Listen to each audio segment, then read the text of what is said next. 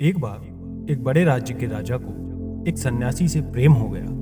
सन्यासी राज्य के पास वाले जंगल में रहा करता था। वो एक पेड़ के नीचे अपनी धुन और मस्ती में बैठा रहा करता था।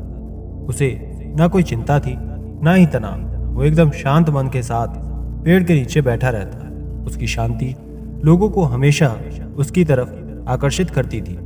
जो सन्यासी के मुख को देखता बस देखता ही रह जाता। जो उसके पास बैठता उसका मन भी शांत हो जाता। आसपास के गांव के लोग जब भी कोई अपनी समस्या लेकर उस सन्यासी के पास आते, सन्यासी तुरंत उनकी समस्याओं को दूर कर समाधान सुझा देता था। उस सन्यासी की प्रसिद्धि दूर दूर के गांव नगरों तक फैल गई थी। धीरे धीरे जब ये बात उस राज्य के राजा को पता चलती है, तब राजा भी अपने मंत्री के साथ उस सन्यासी के पास पहुंच जाता है।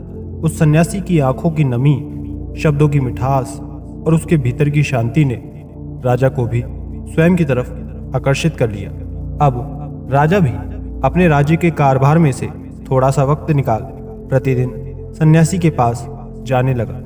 धीरे धीरे राजा का प्रेम सन्यासी के लिए इतना बढ़ गया कि वो एक पल के लिए भी सन्यासी से दूर नहीं रहना चाहते थे। उसे हर समय अपने साथ सन्यासी चाहिए होता था। धीरे धीरे वो जिद पर अड़ गया और एक शाम सन्यासी से अपने साथ महल चलने के लिए कहने लगा। सन्यासी ने राजा से खूब मना किया, तरह तरह के कारण भी बताए, लेकिन राजा ने सन्यासी की एक न सुनी। अंततः सन्यासी को राजा के साथ महल जाना ही पड़ा।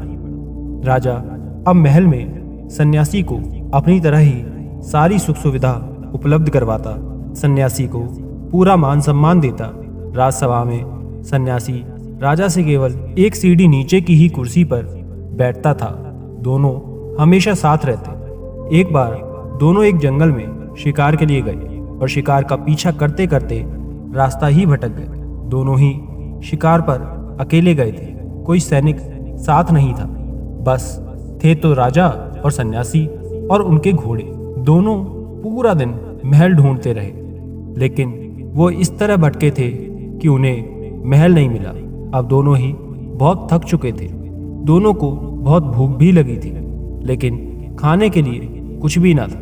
तभी राजा की नजर एक पेड़ पर जाती है जिस पर फल लगा हुआ था, लेकिन उस पूरे पेड़ पर केवल एक ही फल था। राजा तुरंत उस पेड़ पर से जाकर उस फल को तोड़ लेता है। राजा को बहुत जोरों की भूख लगी थी। उसका बस चलता तो वो एक बार में ही वो उस फल को खा जाता, लेकिन वो उस सन्यासी से प्रेम इतना करता था कि वो बिना उसे खिलाए खुद कुछ नहीं खाता था। उसने उसी वक्त उस फल के 6 टुकड़े किए और 3 टुकड़े सन्यासी को ले जाकर दे दिए और 3 स्वयं के लिए रख लिए।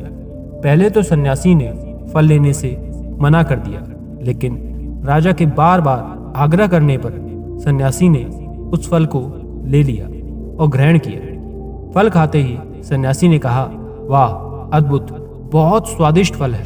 इससे पहले मैंने कभी इतने स्वादिष्ट फल नहीं खाए। सन्यासी ने राजा से एक और फल का टुकड़ा मांगा। राजा सन्यासी से अति प्रेम करता था। उसने उस सन्यासी के कहने पर एक फल का और टुकड़ा जो उसके लिए रखा था सन्यासी को दे दिया।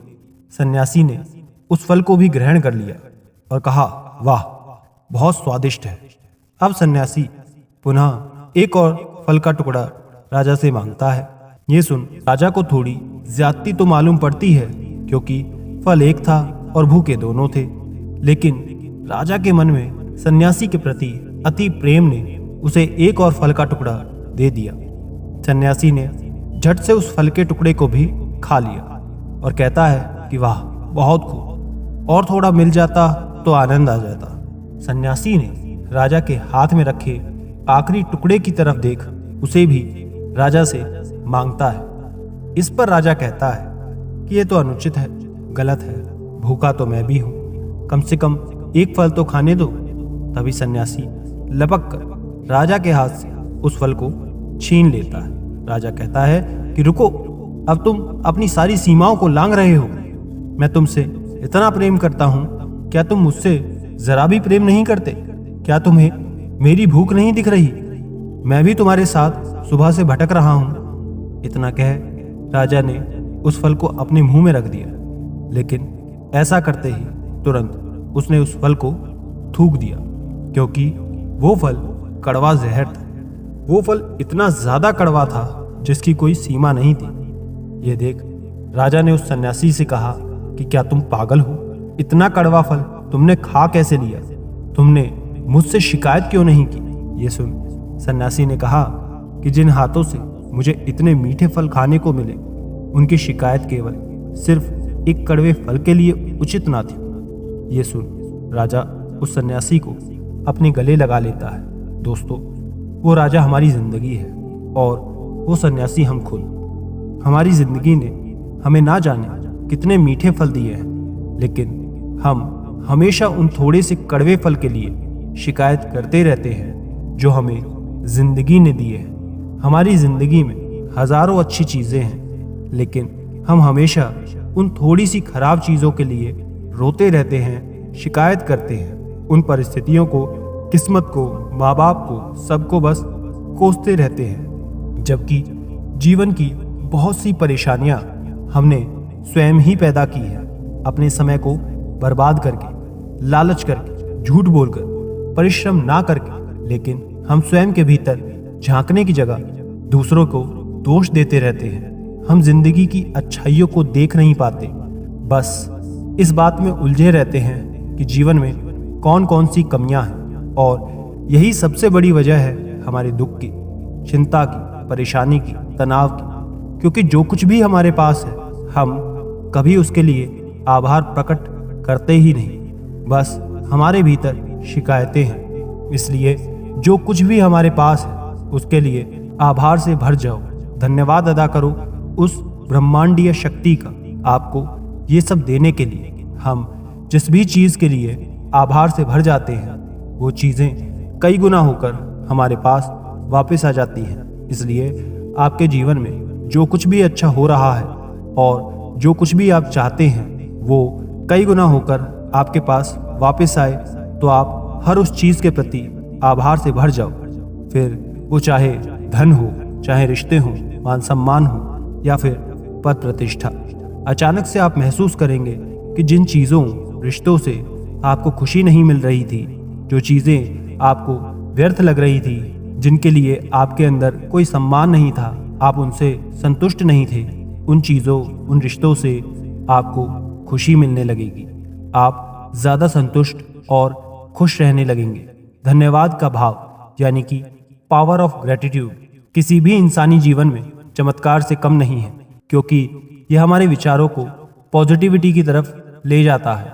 दोस्तों, यदि हम एक कागज लेकर एक तरफ ये लिखें कि हमारे पास क्या क्या है और जीवन में क्या कमी है, तो हम जान पाएंगे कि यहाँ जीवन में केवल इतनी ही कमियां हैं जिन्हें आप उंगलियों पर गिनकर ही खत्म कर सकते हैं, जैसे कि धन की कमी, समय की कमी, रिश्तों में कड़वाहट इत्यादि। और जैसे कि हमने आपको पहले ही बता दिया कि जीवन में आधी समस्याएं तो हमारे स्वयं की उत्पन्न की हुई हैं। अगर हम चाहें तो थोड़ी सी ज्यादा मेहनत करके, अपने समय का सही उपयोग करके, अपने रिश्तों को थोड़ा सा और समय और सम्मान देकर आप अपने जीवन की समस्याओं को हटा सकते हैं। लेकिन हमारा ध्यान समाधान की जगह समस्याओं की तरफ ज्यादा रहता है, और यही हमारे दुख और तनाव का मुख्य कारण है।